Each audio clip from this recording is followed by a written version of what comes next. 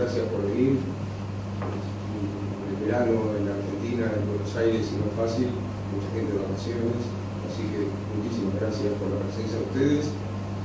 Bueno, tengo primero que agradecer a la gente de Cavern, que conozco desde hace mucho tiempo, amigos desde hace mucho tiempo, Rodolfo Vázquez especialmente, Hernando Lorenzi, Jimena, todos los técnicos que nos están ayudando acá. Soy un literario, así que mejor me siento como en casa, la verdad. Bueno, el motivo, como ustedes saben, de esta charla de debate es relacionar, más que nada referirnos al futuro libro, tengo el gusto de traerlo aquí, de Guillem Balaguer. Ustedes todos se lo conocen bien, a Guillem Balaguer. Les voy a decir solamente, para mí, mi opinión, Guillem Balaguer es, creo, el mejor periodista deportivo de la hispana en freelance, así lo creo, y además después de trabajar con él más aún. Así que bueno, un gran placer que pueda poder formar parte de esta charla de debate con todos los invitados que tenemos de lujo, en este grupo. Por supuesto, Guillem no se falta presentarlo, ustedes todos lo conocen, nos trae muchos libros, y ahora prepara, y este es nuestro tema, un libro sobre Diego Maradona, que creo que va a enriquecer mucho, porque es un libro distinto. Primero que es un libro para una editorial inglesa, entonces muchos de ustedes saben todos que el punto de vista de los ingleses sobre Maradona es bien distinto al nuestro. Entonces creo que es un libro que va a traer un punto de vista muy diferente a lo que hay, va a enriquecer mucho el debate en general.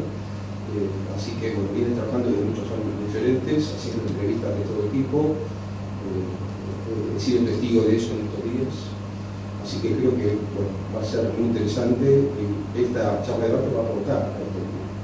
Pero bueno, empiezo ya por orden.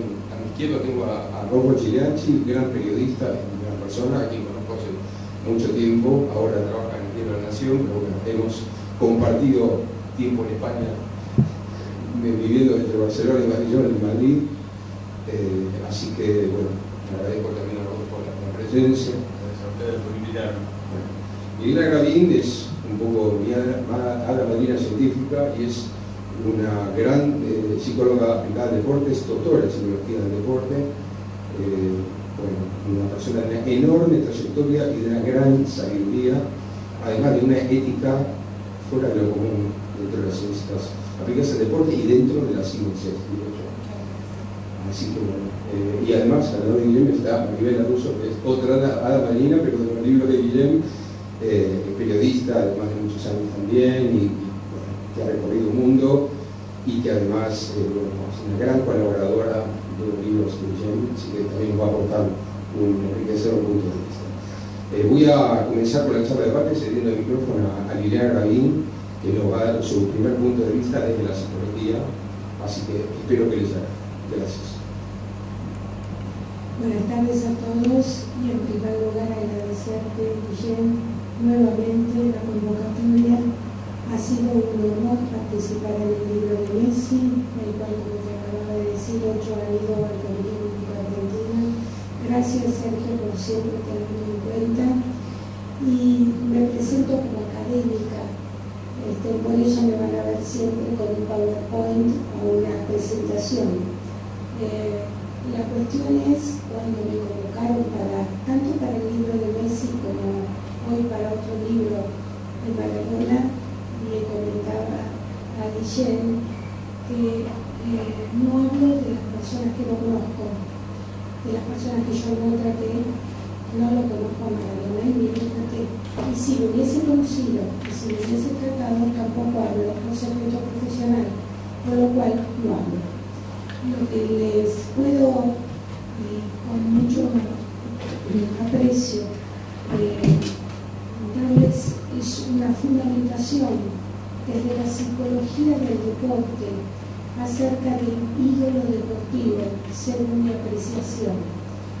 Y quisiera encargarlo muy sintético y analíticamente. La percepción es un análisis sensorial de la realidad. Todos estamos en este mismo lugar, todos percibimos lo mismo, pero acá hay tantas atribuciones de esa percepción como personas están en esta sala. Entonces, entre percepción y atribución hay una gran diferencia. Ahí vienen las coincidencias y las divergencias. Entonces, cuando hay más divergencias que coincidencias, surgen los conflictos, pero no tendrían por qué serlo si podemos convivir en que entender que la realidad se percibe similarmente, pero la diferencia en cada uno de nosotros tiene que ver con el nivel atribucional que le otorgamos a esa percepción. Cuando estamos hablando de un ídolo deportivo, en este caso podría serlo, uno se pregunta, todos percibimos al mismo deportista, pero ¿qué atribuimos en ese deportista?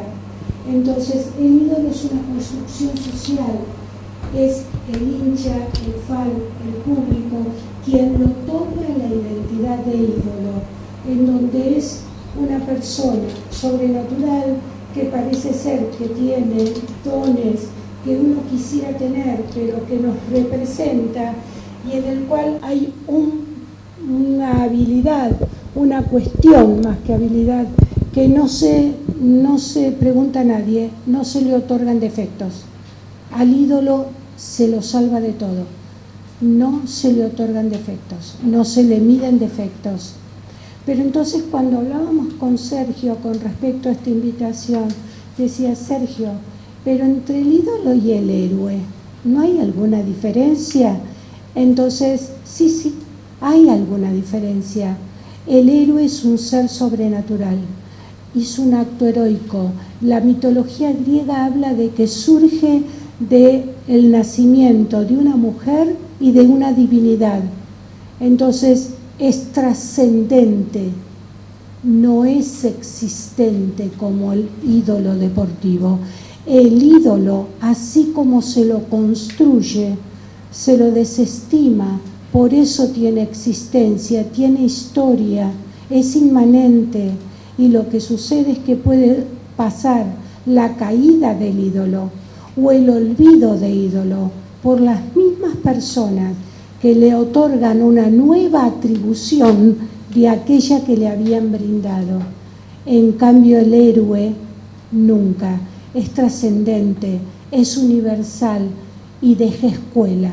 Entonces, uno entiende desde la psicología del deporte que tal vez entre la percepción y la atribución hay ciertos ídolos deportivos que pasan desde la persona al ídolo al héroe, del héroe a la persona al ídolo, y uno se pregunta, ¿y cómo es posible que pensemos todos diferentes si el acto que hizo o la habilidad que demostró en la cancha es siempre la misma? Tiene que ver con las diferencias atribucionales. Por eso todo es válido, por eso podemos coincidir y también disentir. Ese es el aporte que le brinda la psicología del deporte, y también, por último, entender por qué el ídolo es fluctuante mientras que el héroe es universal. Muchas gracias. Gracias, Lorena. Cogeremos al vuelo algunas de las cosas que hemos oído ya. Daros el contexto del libro que estoy intentando escribir. Básicamente quiero empezarlo en su carrera como futbolista y acabarlo cuando deja de ser futbolista. Porque a posteriori del 97 hay una invasión total de Maradona sobre Diego, siguiendo la comparación que hace Fernando Signorini, que se lo come, el personaje se come a la persona ya del todo, y me parece mucho menos interesante. Me parece que eso pertenece a otro terreno que no es en el que quiero investigar y al que quiero acudir. Como futbolista, de todas maneras, hay tantísimo de lo que se puede sacar conclusiones y a lo que se puede estudiar, que ahí es donde me quedo. Y es donde quiero empezar también. En Inglaterra, y este libro se publicará primero en inglés, y he tenido la suerte que después de las publicaciones suele traducirse. Yo lo escribo en castellano, después de una primera mala experiencia con el libro de Pep, que lo escribí en inglés, y se tradujo muy mal al castellano, y tuve que volver a traducir. Entonces ya lo hago en español, deduzco que en algún momento se publicará en Argentina y en España, pero primero será para el Reino Unido. Y quería saber cuál era la percepción que había en el Reino Unido de Diego Armando Maradona. Entonces, soy presidente de un club de fútbol, la 9ª división inglesa, muy pequeñín, pero tenemos muchos entrenadores y buenos. Y les pregunté a todos, definidme a Maradona con una palabra. Y yo pensé, siendo Inglaterra, que la mayoría iba a decir tramposo en sus varias maneras de decirlo. Solo uno de 30 dijo tramposo, el resto habló de otras cosas, de la magia, de que era un hipnotizador, en términos elogiosos. Vale, me quedé con la idea de que Diego sigue siendo en Inglaterra, o es en Inglaterra ahora, alguien al que se admira por su capacidad de hacer cosas con el balón. Pero cuando con algunos de esos entrenadores hablaba de otras cosas que Maradona representaba y que otras cosas en las que Maradona había estado metido, y la historia de Maradona y de sus múltiples obstáculos superados, se quedaron fascinados. No saben mucho de Maradona. Aquí lo sabéis todo porque lo habéis estudiado muy bien. Y quiero empezar un poco ahí, ¿no? Es ídolo o héroe o persona o todo, seguramente, pero ¿por qué permanece tan obviamente en la retina y en la idea de la gente? ¿Por qué todavía es tan ídolo y tan héroe? Bueno, yo no sé si puedo contestar cabalmente a esa pregunta. Es una pregunta muy complicada porque es representar a toda una sociedad, en todo caso. Tuve la suerte de escribir un libro sobre él hace ya mucho tiempo. Todavía era jugador. A lo mejor es un libro, en ese sentido, va casi parecido en cuanto a la idea principal, ¿no? Yo también escribí un libro pensando en el Maradona jugador y no me quise meter en otras cuestiones. Pero bueno, tengo mi propio punto de vista y lo principal que creo que hay que partir para poder hablar de Maradona es primero el rol que el fútbol juega en esta sociedad, porque uno piensa, si fuera baloncesto o básquet, o si fuera handball, o si fuera otro deporte, ¿Maradona sería lo que es? Yo creo que no. Si Maradona, primero que todo, es lo que es porque el fútbol en Argentina juega un rol fundamental, único. Aquí hablamos de fútbol cuando no hablamos de fútbol. Hay una pareja que una chica le está comentando a otra sobre el novio en un colectivo y dice, bueno, me la dejó picando y solo tuve que empujarla. O le planteo que casarnos y él patea la pelota afuera. Es decir, está permanentemente todo el mundo hablando de fútbol cuando no habla de fútbol, porque es una forma de comunicarnos, es una forma de entender la vida, porque en una sociedad, ahí me meto en un tema más complicado, me voy complicando solo, pero en una sociedad que está muy frustrada y que arrastra una enorme cantidad de frustraciones, el fútbol le dio algunas de las más grandes alegrías. La canción Dale alegría a mi corazón, que ahora en Inglaterra se canta por Firmino, cambiando la letra, de Fito Páez, es una canción basada en que efectivamente de México 86 le dio con el título a Argentina una de las grandes alegrías de los últimos tiempos. Entonces el fútbol ocupa un lugar muy importante. Valdano dice que el fútbol es lo más importante de lo menos importante. Y es una gran verdad, por lo menos aplicado a la sociedad argentina. Entonces quería contextualizar eso que me parece fundamental. Ahora bien, hay un gran debate, hoy mismo hemos tenido algunas charlas sobre eso, sobre qué es Maradona dentro de eso. Y Maradona dentro de eso creo que es un gran representante de, casi diría, de la totalidad de la sociedad argentina en cuanto a la idea futbolística y en cuanto a otras, y a una buena parte de la sociedad argentina en cuanto a actitudes, en cuanto a rebeldías, en cuanto a sobreponerse a la adversidad, en cuanto a su actitud dentro de la cancha, por ejemplo, mucho más allá de lo que hizo después de ser jugador. Pero creo que no solamente reunió más habilidad que nadie, y que creo yo también que es una síntesis de muchos jugadores anteriores. Es decir, que Maradona difícilmente hubiera podido nacer en Corea o en Japón. Maradona nació en Argentina porque antes hubo un Kempes, un Bocini a quien admiraba, y hubo un, no sé, Brindisi, y antes hubo un Moreno, un Pedernera, un Labruna, un Lustó y tantos más. Es decir, que es un poco una síntesis de todo eso. Luego creo que, además de todo eso, reúne otras condiciones. Además de gran habilidad, y la mayor que se vio hasta ese tiempo, también reúne una condición de guapesa, reúne la condición de rebeldía, reúne la condición de liderazgo, que son es difícil de reunir esas condiciones para un genio de manejar una pelota, un balón. Es difícil todo eso. Entonces creo que Maradona reúne todas esas condiciones en el deporte rey o en la actividad casi te diría reina de la Argentina. En el momento en que el fútbol se convierte en el deporte más universal. Además, claro. O sea, es que claro. es la tormenta perfecta. Perfecta. Y rellena todas las casillas. Pero Rodolfo, hablábamos fuera de micrófono, que también daba la sensación de que Argentina estaba esperando eso también. Sin duda, sin duda. Argentina en los años, hasta los años 70, cuando nos enteramos, los que ya tenemos edad nos acordamos, de que había un chiquito por ahí perdido que nos iba a sacar campeones del mundo por fin. Éramos campeones morales de todos los torneos. Creíamos que éramos los que mejor jugábamos al fútbol en el mundo, pero nunca teníamos un jugador que realmente lo demostrara en la cancha y que el mundo, sobre todo, lo aceptara y lo identificara como el mejor. El mejor era Pelé, digamos de la época ya donde empieza a haber una difusión masiva del fútbol y era mucho más fácil acceder a las imágenes. Antes de los años de Pelé, cuando Di Stéfano se va a jugar a España, nosotros lo perdemos. No había manera de saber lo que estaba haciendo Di Stéfano. Es más, lo perdemos cuando se va a Colombia, mucho antes de que se fuera a España. Entonces, desde el principio de los 50, después nos enteramos que este tipo que era medio suplente en River, ahora resulta que es el mejor jugador de Europa. Pero no sabíamos ni cómo jugaba. Maradona llega justo en los años 70, cuando empieza el boom de la televisación, y desde la televisión nosotros ya nos enteramos de que existe Maradona.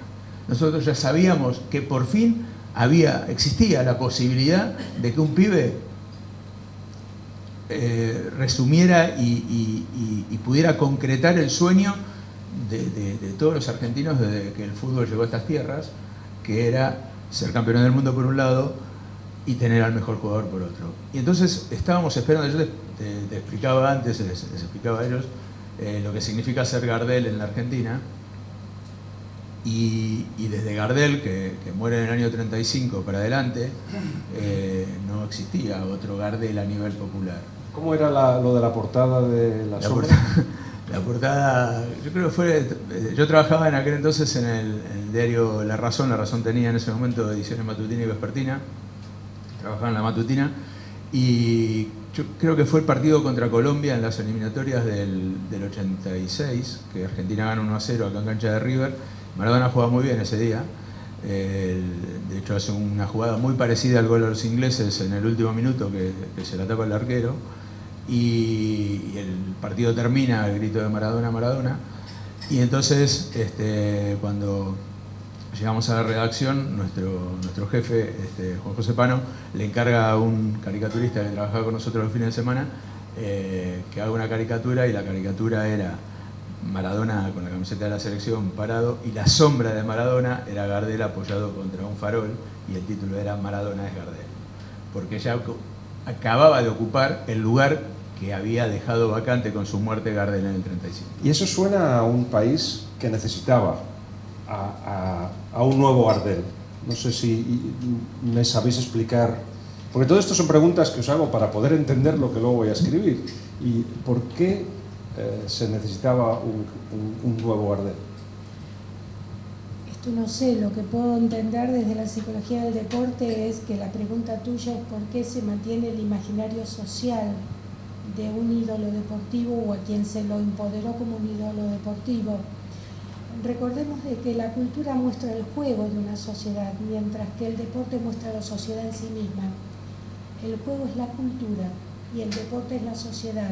Y Sergio se refirió a rebeldía, a necesidades, a una cultura, un país que tiene desavenencias en la propia gente, con los propios argentinos, y entonces uno pregunta por qué sigue todavía estando. Yo no sé si algunos ídolos mantienen la autoridad, pero algunos están haciendo uso del poder, y esa es la diferencia.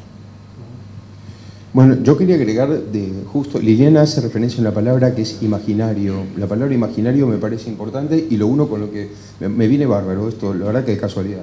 Lo que dijo Rodolfo con lo que dice Liliana. Es decir, la televisión, por un lado, el imaginario que dice Liliana, y yo voy a ir a otro medio que es, por ejemplo, la revista El Gráfico. El Gráfico es un gran texto, es una gran literatura deportiva desde sus inicios en 1919, pero especialmente más adelante, sobre el fútbol pibe, por ejemplo. El Gráfico habla mucho del fútbol pibe.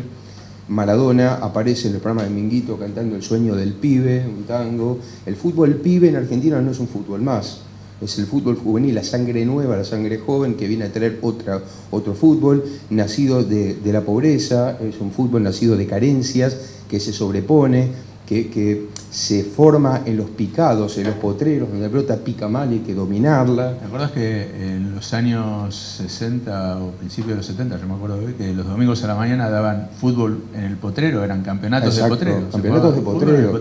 Claro, por la tele. Exactamente. Y otra cosa, le digo lo del Gráfico, porque el Gráfico trabaja mucho con lo imaginario, ya por ejemplo reuniendo a Maradona con Pelé cuando Maradona era muy joven. Lo llevan a Maradona a conocer a Pelé a Río de Janeiro, nada más que eso, una nota, Maradona, Pelé tocando la guitarra con Maradona al lado en su casa, pero ya ¿qué nos quiere decir? O sea, no llevan a cualquier otro jugador a ver a Pelé, lo llevan a Maradona a ver a Pelé. Es decir, algo así como tenemos por primera vez un Pelé, lo que decía Rodolfo, y el imaginario empieza a trabajar. Antes hablábamos de que Maradona con la televisión es el primer caso de futbolista a quien la familia argentina conoce desde niño.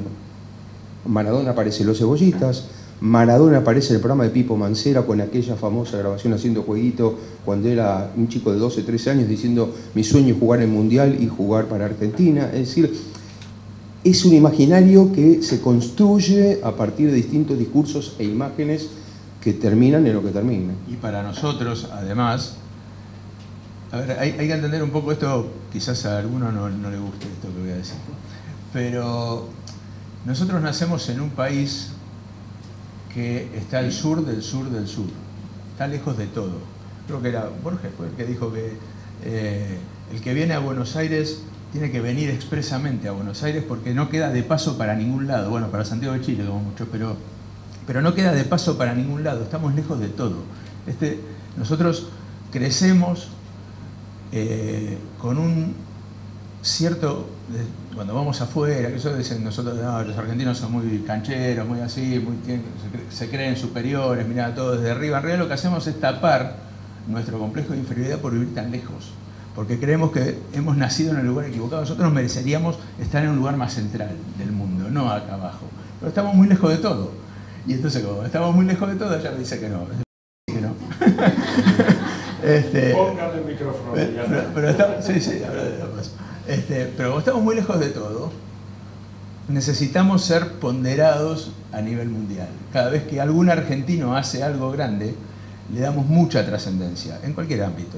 Maradona, además de ser, lo conocía Sergio, el primer futbolista que desde chiquito estaba en la tele, fue el primer futbolista universal.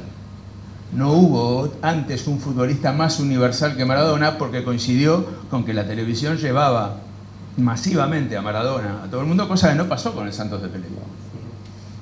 Y yo quería aportar solamente un dato, que el hecho de que Maradona viniese de una familia humilde también le permitía que la mayoría de los argentinos se identificaran con él, ¿no?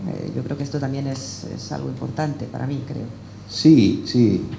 No sé, bueno, porque no, yo creo que también hay otra cuestión más. Después viene el Maradona post-adolescente.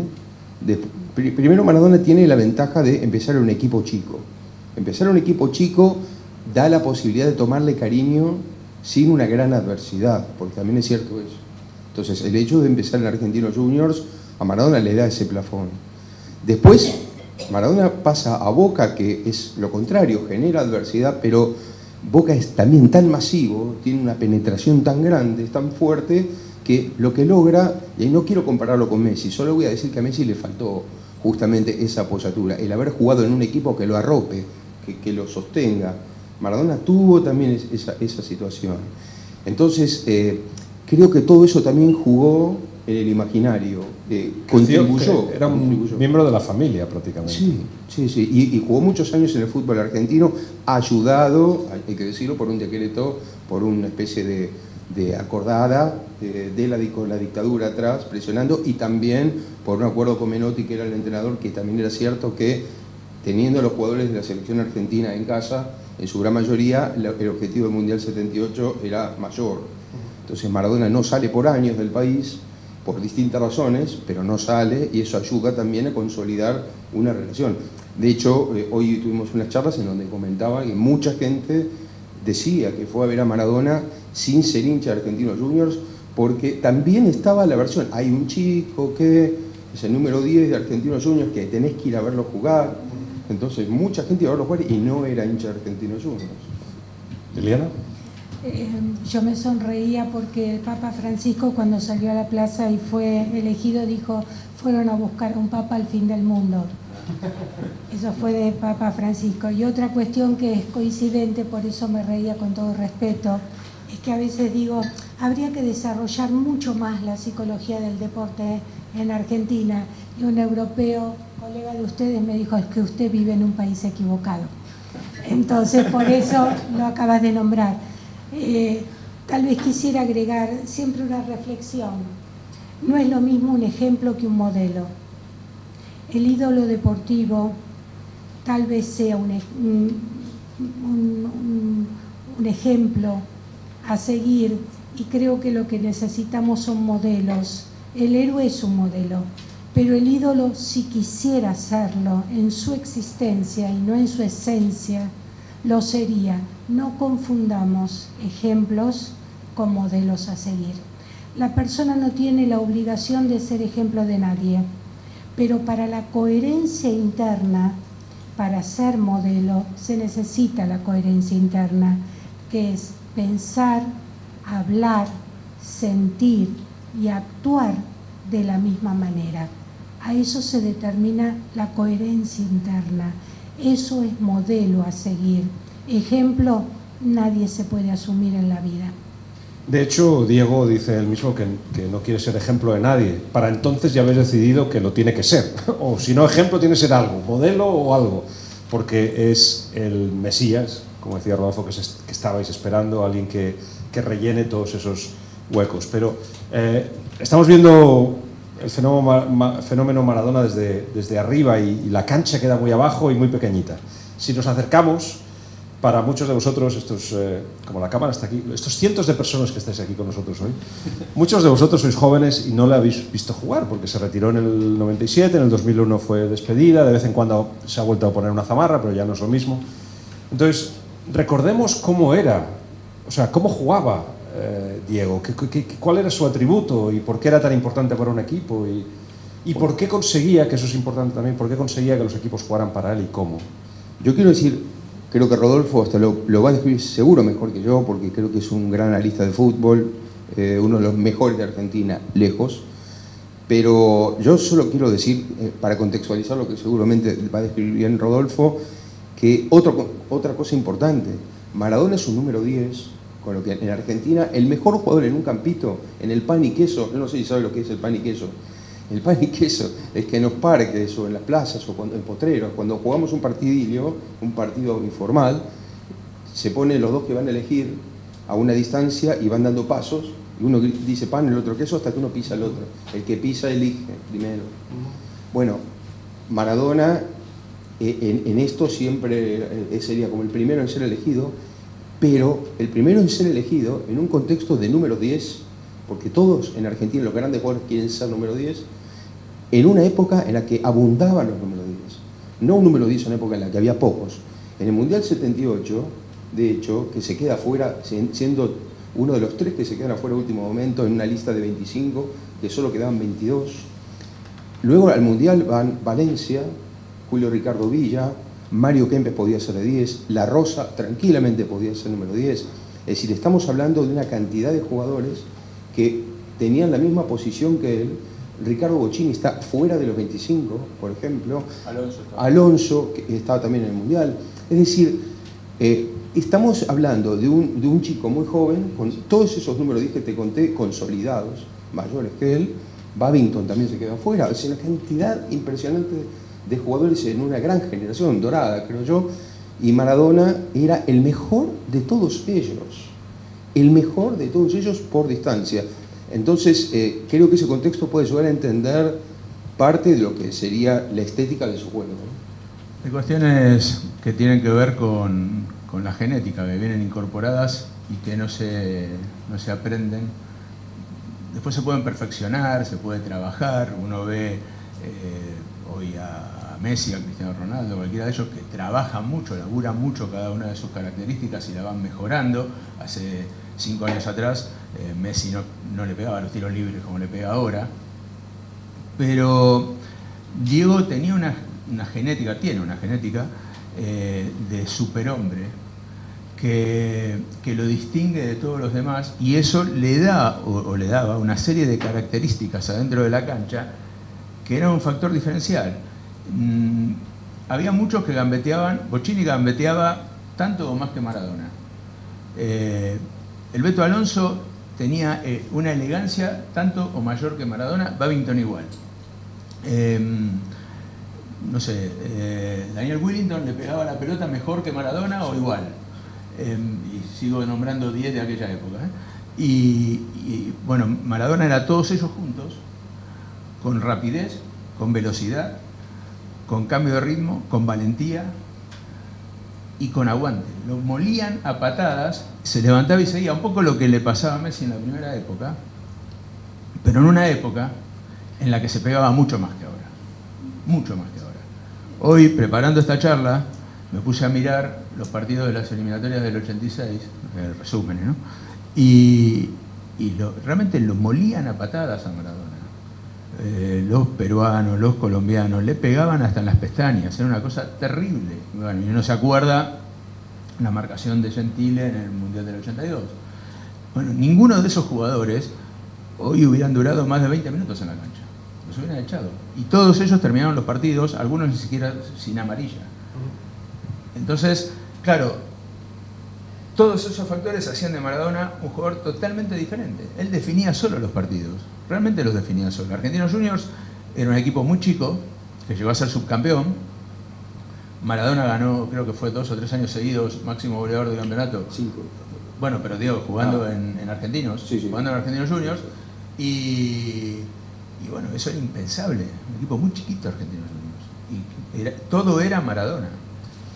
Si le añadimos esa calidad con el balón y se pueden ver imágenes en YouTube, lo que no se puede ver en YouTube, y hay que escuchar a los que estuvieron allí, es su calidad como líder, líder de grupo. Y eso supongo que es lo más importante a la hora de convertir un grupo en exitoso, o una de las cosas más importantes, ¿no? Sí, yo afirmo de que las personas se juntan, los grupos se convocan y los equipos se construyen.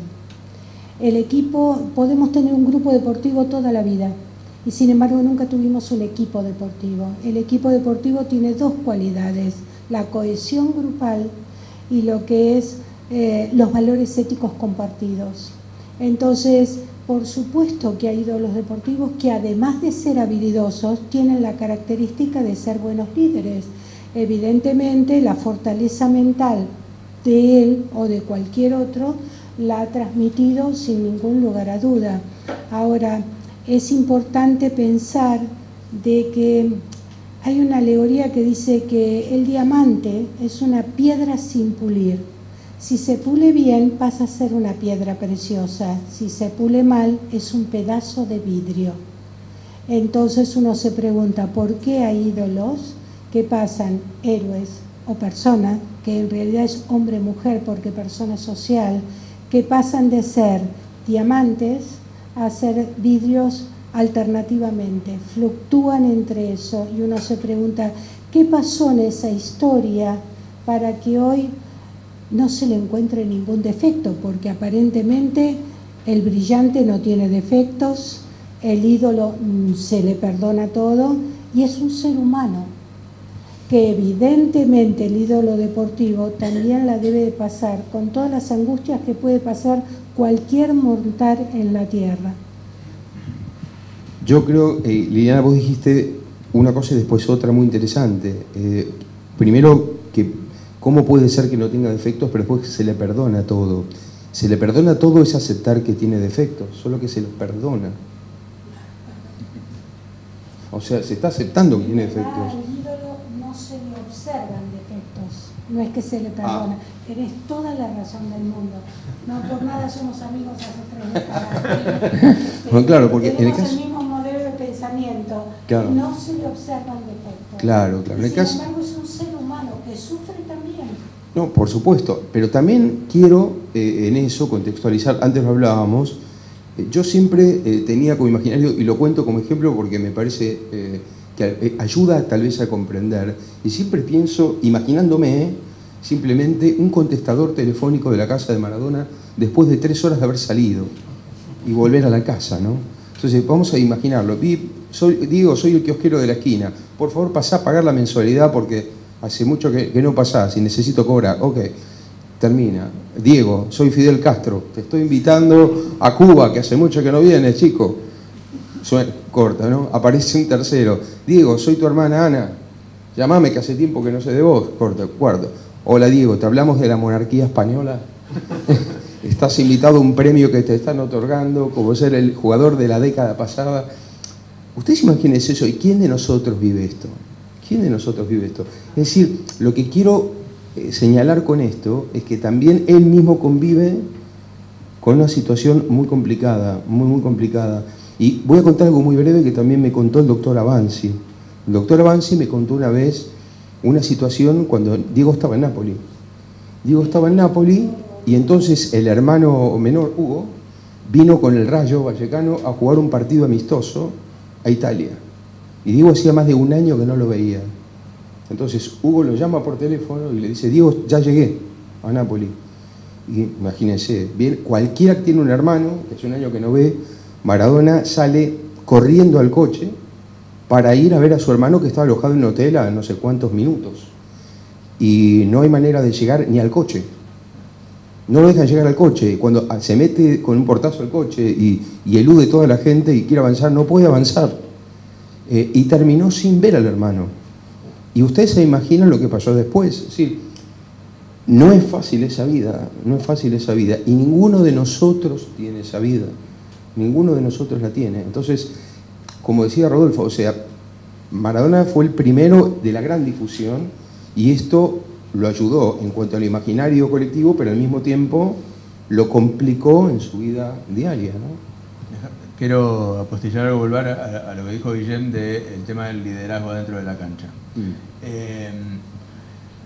Maradona llega a Boca con 21 años, en el año 81, y se encuentra con un equipo que en los últimos años venía de capa caída, pero en el que todavía había muchos jugadores que habían sido campeones de todo con el Toto Lorenzo en el año 76-77, habían ganado 2 Copas Libertadores consecutivas y una Intercontinental. Estaba el Loco Gatti, estaba Pernía, estaba Mouso, Pancho Sá, vos que sos de ellos, contame. Estaba Sá, sí. Creo que estaba Mastrangelo. Mouso, Mastrangelo. Medio que ya se estaba yendo, pero todavía estaba. Sí, y ya poco más. Sanabria. No, Sanabria no, porque Sanabria fue de parte pago por Diego, a Argentino. Bueno, es decir, era un grupo con muchos líderes. Y cuando llega Diego con 21 años, esto me lo contaba Miguel Brindisi. Brindisi llega con él al club, Marzolini lo lleva porque tenía problemas contractuales con Huracán, y Miguel me contaba, dice que enseguida, en cuanto llegaron, todos se dieron cuenta que el que mandaba, el que era distinto, el líder, era Diego. Y Diego no necesitaba nada para ejercer esa autoridad. Y entonces les decía, no importa que esté marcado, no importa que tenga 3 encima, dámela siempre. Y se lo decía a cualquiera de los compañeros y las pedía todas, y no solo la recibía, sino que te la devolvía redonda. Y entonces eso se expandía fuera de la cancha, y todos terminaron aceptando ese dominio que tenía Diego sobre la situación y sobre todos los demás, e incluso le terminaron aceptando cosas. Está la anécdota del concierto de Queen, cuando viene Queen a Buenos Aires, lo invitan a ir a Diego al último recital de Queen en cancha de Vélez. Era la noche de un partido que Boca había jugado esa tarde contra Talleres. No, contra Talleres no me acuerdo dónde había jugado. No era Talleres, no, era otro partido. Bueno, había jugado en Buenos Aires. Y Marzolini, que era el técnico, lo que hacía era concentrar a los jugadores después del partido hasta el día siguiente. Los jugadores recién quedaban libres el lunes por la mañana. El concierto era el domingo a la noche. Y esto lo habían invitado. Y Marzolini dice, no quiero romper las normas de entrada. Y van 4 fechas del campeonato, una cosa así. No. Y iban a andar refunfuneando por ahí porque no lo dejaban ir. Y entonces se juntaron todos los más veteranos, fueron a hablar con el técnico y le dijeron, déjalo ir, este es el que nos vale, este es el que nos va a salvar, este es el bueno, déjalo ir, que sea feliz. Y cuando el grupo o alguien del grupo no le aceptaba, él tenía la habilidad de manejarse para alejarlo, para alejar al que no pertenecía al grupo. Ahí está la anécdota de Italia 90, que me tocó ser testigo, no sé si Rodolfo también, en la residencia de Olivos, en la residencia presidencial con Menem de presidente. Faltando meses para el Mundial, ustedes saben, bueno, Ramón Díaz es de la misma provincia que Menem, de La Rioja, y no había caso de convocar a Ramón Díaz para Italia 90, así no fue, pero no había manera. Entonces, bueno, hubo un debate nacional sobre que Ramón Díaz tenía que estar en esa selección, y no había caso, hasta que se llega a una situación tal que intercede Menem en la situación, pidiendo por Ramón Díaz. Entonces, bueno, Maradona estaba en Italia, pero en la residencia presidencial, Menem llama una conferencia de prensa con Carlos Vilardo, que era el entrenador, y con el vocero presidencial, periodista deportivo conocido. Estaban los tres sentados, una multitud de periodistas, todas las luces, y entonces salta la pregunta obvia para empezar. Entonces le preguntan al presidente Menem, ¿y entonces juega o no Ramón el Mundial? Estos son los flashes, imagínate, y la respuesta con Bilardo al lado es, lamentablemente no. Hablé con Diego a Napoli, le bajó el pulgar. Con el entrenador de la selección, que no dijo en ningún momento, no, perdón, yo soy, no.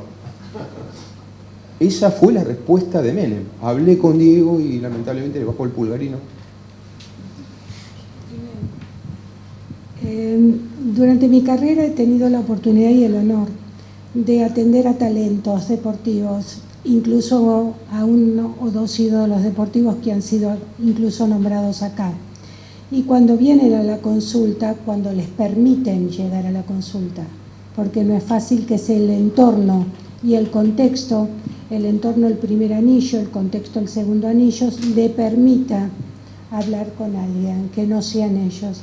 Y cuando han venido, lo único que se le puede responder es: el talento se paga, el talento no es regalado, la idolatría se paga, el paquete viene completo. Y en esto nobleza obliga. Yo, que no hablo nunca de deportistas, quiero hablar de Maradona, porque a mí me valió la tesis doctoral y lo quiero hacer público. A mí me disgustó muchísimo que a Maradona se le haya otorgado, estoy viendo la televisión en mi casa, el honoris causa en Inglaterra, el doctorado honoris causa. Y yo dije, no puede ser una cosa así. Justo esa tarde me toca ir a la Universidad de Buenos Aires, a la cual pertenezco, y están las autoridades del doctorado, que son mis autoridades. Y le digo, no puede ser que hoy a Maradona se le haya dado el doctorado honoris causa y yo todavía soy licenciada. Entonces me dice, ¿y por qué no te pones a estudiar? Le dije, ¿usted cree?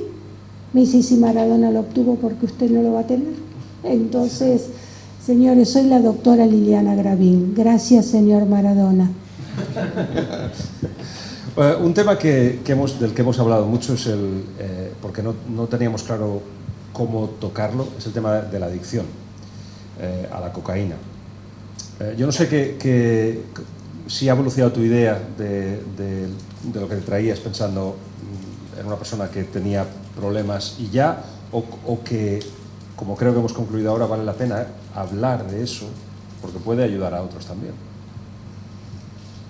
Bueno, el por qué él entró exactamente nadie lo sabe más que él, pero está claro que la vida que Maradona llevaba ya en ese momento, bueno, era muy fácil que buscar algún tipo de escape, y la cocaína pues es un buen escape pues eso, para evadirse de una realidad que le resultaba muy difícil. Tal y como se ha tratado el tema de la cocaína con Diego, yo creo que se ha hecho demasiada sangre sobre eso, porque ni es el primer deportista que ha tomado, ni será el último. Obviamente no es un modelo a seguir en esto, no estoy diciendo eso, pero se podría haber intentado comprender más las razones e intentar ayudarlo, porque al final un adicto es un enfermo. La adicción no solamente se explica porque uno empieza a tomar y ya está, es decir, hay también cierta predisposición a la adicción de manera, digamos, natural para algunas personas, y habría que hacer un poquito más de hincapié, ¿no?, sobre el por qué Diego llegó a tomar la decisión, no a tomar la decisión, sino, bueno, pues eso, ¿no? Sí, he cambiado mi opinión, sobre todo porque antes, bueno, pues, sabía que tomaba y además se hacían bromas. En Barcelona estuvo jugando con Julio Alberto, que fue otra persona que también estuvo tomando, y se hacían muchas bromas, ¿no?, sobre ellos dos haciendo comerciales pidiendo que los niños dijeran no a la droga. Creo que se fue bastante cruel. En general se es bastante cruel con los adictos cuando necesitan un poco más de comprensión y ayuda, ¿no? De hecho, esa será una cosa que vamos a mirar con detenimiento, y hablamos con la gente que ha estado con él y que ha experimentado la cocaína con él o ha estado cerca de esa situación, porque queremos poner en el libro cómo se vive eso, lo bien y lo mal que se vive eso, y qué pasa alrededor también. Y eso es una sugerencia de alguien que estuvo muy cerca durante mucho tiempo de Diego, que nos dijo, es que hay que explicarlo, porque a eso a lo mejor para algo tiene que servir por lo que ha pasado Diego. Por ejemplo, para algunos que a lo mejor o están en la cocaína o se quieren salir o están empezando, y que vean las consecuencias de eso. ¿Por qué esconderlo? Al revés, se tiene que exponer. Y eso no es es una de las cosas con las que yo no contaba cuando llegué, pero efectivamente vamos a ir por ahí. Otra, por ejemplo, que intuía, pero ahora lo tengo más claro, y salto de tema, el racismo que sufrió en España. En España se le trató muy mal, se le trató de sudaca al clan, y se sigue hablando del clan de Diego despectivamente, cuando el clan es su madre, su padre, sus hermanos. Lógicamente se engrandeció y al final incluía a amigos que venían a pasar un tiempo, demasiado tiempo quizá, y aprovecharse de Diego, pero qué culpa tiene en parte él de eso, ¿no? Y hubo un tratamiento despectivo hacia el sudamericano que venía aquí, ¿quién te crees que eres? Esto es el Barcelona, un Barcelona que no era el Barcelona de ahora para nada. Ese elemento de racismo hacia Diego, que en algún momento lo ha mencionado, pero tampoco le ha querido dar mucha importancia, es algo que lo dábamos, por supuesto, el insulto al futbolista en aquella época era cosa de cada día, y que visto desde aquí es cómo se pudo soportar eso y cómo no se hizo, cómo el Barcelona no hizo nada contra eso, y en parte seguramente era porque los dirigentes del Barcelona también tenían esa mirada racista hacia Diego. En fin, buscando maneras nuevas de ver Diego, creo que esos al menos son dos en las que tenemos que incidir, ¿no? Coincido contigo totalmente. No se es adicto porque se quiere, sino aquel que puede, tiene una predisposición a hacer una adicción, cualquiera que sea ella. Si el entorno y el contexto no lo cuida, la persona se enfermó, es un enfermo. Nosotros lo llamamos catedráticamente, académicamente, paciente en situación deportiva. Entonces, como cualquier otra persona, se enfermó porque tenía una predisposición a hacer adicciones. De las adicciones se recupera, pero no se cura, por lo cual es para toda la vida la necesidad de poder asistirlo y ayudarlo, y que se permita a esa persona ser ayudado para que no tenga recaídas. Y esto puede dar cuenta también del respeto que hay que tenerle a cualquier persona que se enferma, que es algo que no pudo prever, pero que también el medio ambiente lo ha llevado a esa enfermedad. Vuelvo a insistir, se recupera una adicción, no se sana. entonces hay que cuidarlo de por vida. No, iba a ir por el lado de lo que decías del racismo y esto.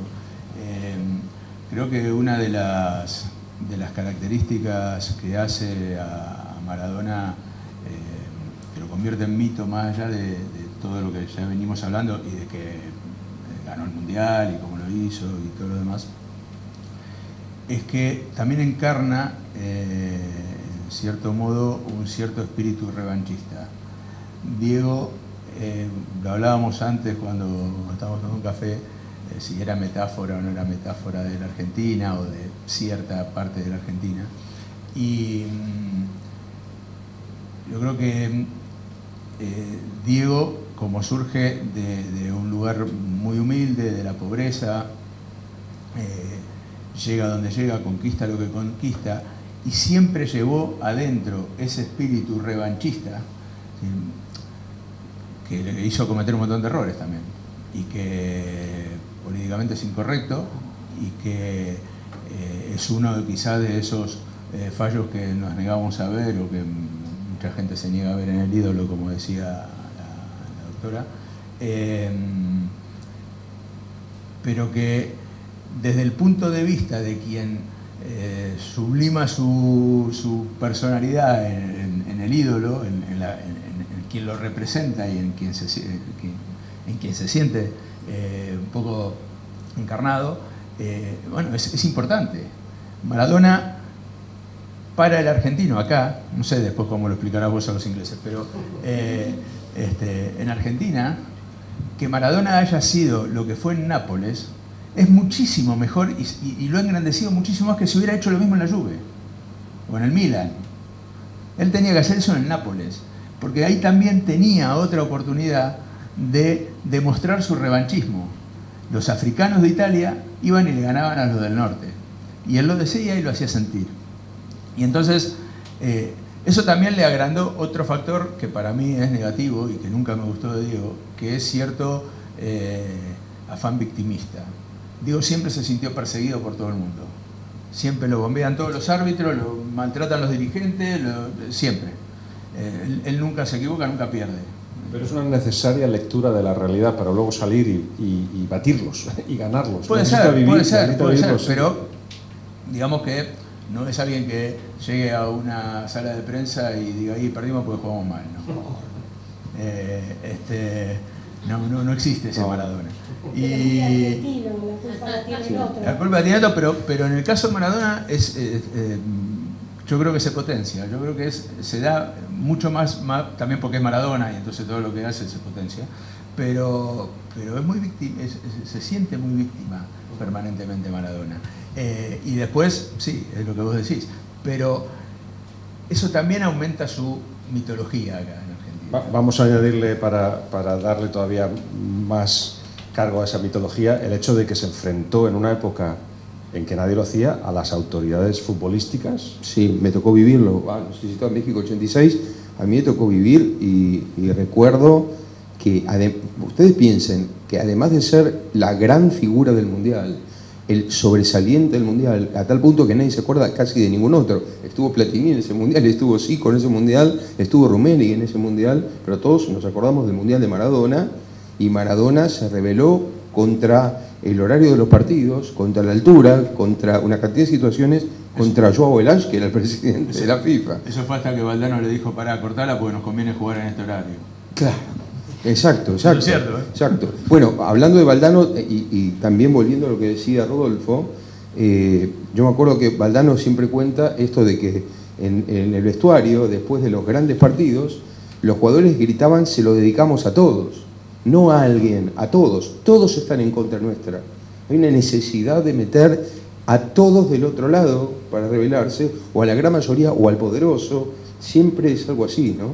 Esto también, esa selección venía de una mentalidad de Estudiantes de La Plata, de Subeldía, que también hablaba de eso. Todos contra nosotros. Estudiantes hizo fuerte cuando ganó las 3 Copas Libertadores en los 60, porque estaban todos contra nosotros, el sistema contra nosotros. Hicimos una piña para poder enfrentarlos a todos y les ganamos. Es decir, hay una cosa de victimismo en todo eso y también una cuestión de rebeldía. Es decir, yo recuerdo 2 cosas. el haber criticado a Belange duramente con esos temas y también lo de haber fundado un sindicato internacional de futbolistas. Maradona fundó un sindicato internacional de futbolistas en desacuerdo con la FIFPRO, que ya existía. Es decir, ya estaba el sindicato oficial internacional de futbolistas y Maradona reúne, creo que en Mónaco, a la plana mayor de jugadores. No fue cualquiera esa reunión, fueron los principales jugadores del mundo, porque Maradona estaba ahí para juntarse con él. Y una tercera que recuerdo, el sorteo del Mundial de Italia 90, que quedó bastante en olvido. En ese sorteo participa Pasarela, estaba Sofía Loren, por ejemplo. Cuando salen del sorteo, que Maradona estaba invitado, le preguntan a Maradona por el grupo argentino y Maradona dice, ese sorteo estaba arreglado porque se usa el método de las bolillas frías, entonces al tacto agarra la bolilla que quiere, estaba todo arreglado, eso llega a Blatter y Blatter amenaza con suspenderlo para el Mundial y Maradona dice, que ose suspenderme para el Mundial, a ver si se juega sin mí. Es decir, estas cosas hizo Maradona, cito 3 de las grandes, ¿no? Un sistema que era corrupto y que a lo mejor lo veía él y no muchos más, y que luego se ha confirmado efectivamente serlo corrupto. Y una última, perdón, que agrego a eso. Creo que esas son las grandes coherencias de Maradona. Dentro de la cantidad de discursos, tal vez la más coherente de todas, una de las más coherentes discursivamente, es haberse opuesto a la corrupción de la FIFA desde siempre, y después resultó bastante claro, ¿no? Estamos acabando y en algún momento cuando acabemos, si alguien quiere añadir algo, por favor, háganlo, pero Liliana ha introducido un asunto con el que quería acabar. Os quería preguntar, ¿qué tiene de argentino Maradona? Y es, entendedme, o sea, que veas a Maradona y digas, ves, hace esto como todos los argentinos, y hace esto como todos los argentinos. Decidme cosas. Una de ellas, dices, la sensación de sentirse siempre víctima, ¿eso dijiste? No, yo no fui quien dijo de víctima. Yo creo que tiene fortaleza mental, sin ningún lugar a duda, y que lamentablemente el entorno y el contexto de él no lo ha ayudado a que pase de ídolo a un héroe, que tal vez para el argentino hubiese sido mucho mejor. Tiene talento creativo. Como los argentinos. Y tiene afán autodestructivo. Como los argentinos. Y tiene un gran excusario. Excusario. Gran excusario. También. Que cerca está de Rosario, pero bueno, también es viene a ser. O sea que Maradona es argentina, vamos. Quedamos en eso, ¿no? Sí, sí, o por lo menos creo que representa una parte importante de los argentinos. Bueno, también lo hablábamos, creo que hay dos pequeñísimas cuestiones más. Una es que creo que la situación le cambia mucho con la situación política posterior. Sí, claro que no el Maradona jugador, estamos hablando del post-2001, después del retiro y del partido de homenaje, post. Pero es un Maradona que divide más las aguas que antes por estas razones, no por las futbolísticas, aunque soy de la idea de que muchísima gente que le criticaría aquí mismo durísimamente, si hoy Diego pasara ahora por aquí, se le arrojaría para pedir un autógrafo, sacarse una foto o lo que sea, ¿no? Eso también está presente, ¿no? Creo que ese es un punto fundamental. Y la otra cuestión es la del poder. Yo creo también que hay dos Maradonas, si dividimos por etapas de carrera, que es una primera etapa del Maradona juvenil, del Maradona pibe, del Maradona que recién comenzaba, cuyas declaraciones tenían una repercusión X, y el Maradona posterior a México 86, en la que él se sabe poder y tiene una enorme... Es como un medio de comunicación andante, es un editor de medios de comunicación sin haber sido nunca editor. Es decir, es alguien que tiene la frase efectista, que la piensa antes, muchas veces, y otras las resuelve allí, es efectista, tiene una gran idea de a dónde llega su discurso. En el Mundial de Italia, cuando lo silban y cuando lo insultan en el himno, él insulta a la gente mirando a cámara sabiendo que eso llega. O sea, una claridad muy grande sobre cómo responder. Creo que es un Maradona que pasó de ser alguien contra el poder a saberse poder en algún momento. Y esto creo que hay que separarlo en dos etapas. Y hay una palabra que no se dijo y que además de todas las otras cuestiones genéticas que hablábamos antes, que es carisma. El carisma tampoco se compra en la farmacia y Diego tiene un carisma que si se le suma a todo lo demás, lo complementa y lo hace una persona muy distinta al resto, muy distinta al resto. Entonces, hasta para discutirlo, y acá casi no lo hemos discutido, pero para discutirlo, se discute sobre Maradona o se le critica a Maradona en función de ese carisma. Es un tipo que atrapa la mirada, te guste o no te guste. Y Maradona, cuando vivía en Madrid, solía cubrir la Feria de Turismo, Fitur, y entonces trabajaba varios años para el Stand de Argentina, ¿no? Para hacer los videos del Stand de Argentina. Y un año que andaba justo de casualidad Diego por ahí, se les ocurrió invitarlo para atraer gente al stand. Revolucionó Fitur, se pararon todos, venían de Fitur, que nunca estuvo, ocupa un predio gigantesco, son 10 pabellones enormes, lleno, bueno, toda la gente venía de ahí donde se enteraban que iba a estar Maradona, venía y la gente se empezaba a subir a los escritorios, a las mesas de los otros pabellones, de los otros stands de al lado, les sacaba las mesas para subirse, para poder ver. Fue una locura lo de la visita de Maradona, y el tipo se paró, venía de Inglaterra justo, no sé si no venía de recibir el honoris causa, y no sé si no era ese viaje, y el tipo se paraba y se paraba el mundo. Realmente no había manera de que alguien le criticara nada a Maradona en ese momento, ni en ningún momento. El tipo te contagia un efecto tan especial que es complicado para el Yo creo, Rodolfo, que no lo hemos criticado porque hemos hecho la cosa rara de analizar Maradona sin realizar juicios de valor, que eso es muy complicado.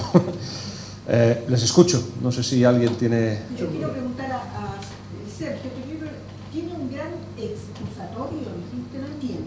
Un gran excusario, en el sentido que tiene un rosario de excusas o una sumatoria de excusas varias, que algunas, la decía Rodolfo, tras los partidos, ¿no? Por ejemplo, jamás aceptar una derrota en la que tenga alguna responsabilidad él o el equipo. En general, los árbitros siempre en contra. Muchas veces se la puede llegar a tomar con algún rival, como pasó con Gastón Fernández ahora hace poco en el partido, el Clásico de La Plata, dirigiendo a Gimnasia. Muchas veces se quejó ahora en Gimnasia mismo de los arbitrajes. Se la puede tomar con algún periodista también, ¿por qué no? Es decir, esto es lo que quería decir. Ah, sí, que la culpa era de otros. Sí, eso era lo argentino. No, bueno, de otros. Por ejemplo, Ya no, lo decía Tato claro, Bores hace 30 años. Sí.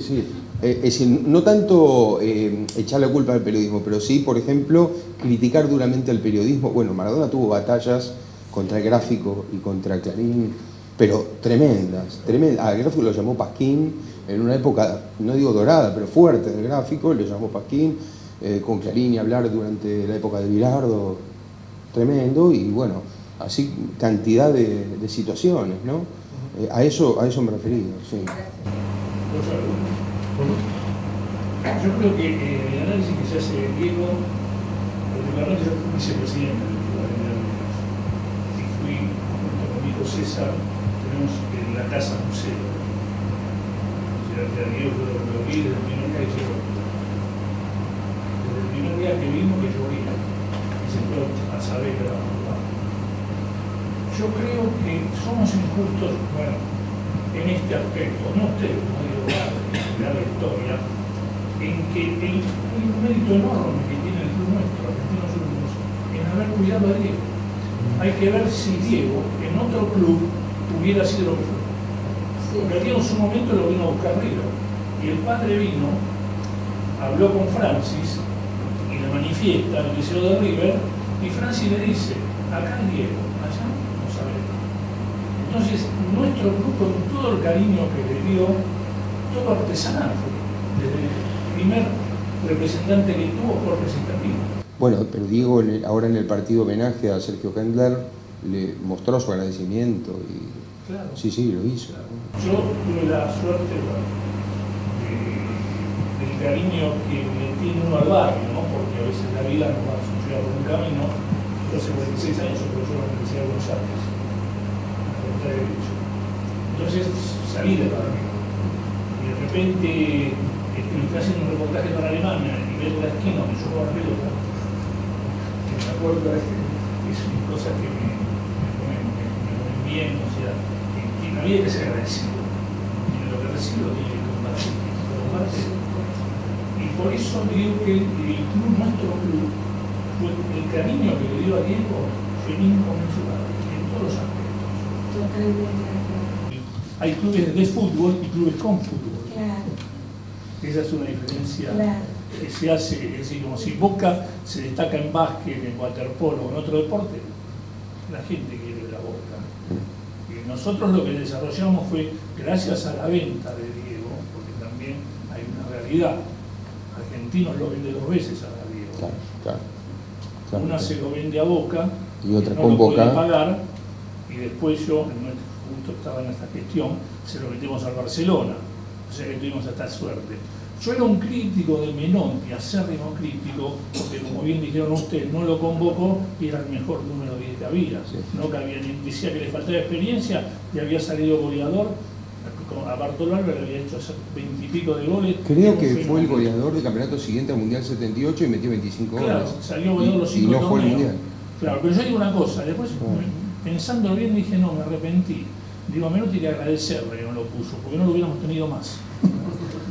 Cuéntenos un poco. No, simplemente iba a recomendar Lo una cosa. hubiéramos vendido. Es muy linda el Museo de Argentinos Juniors. Si no lo vieron, acérquense, estuve hace un mes y pico, es muy lindo. De hecho, vamos mañana o pasado. Mañana vamos a la casa.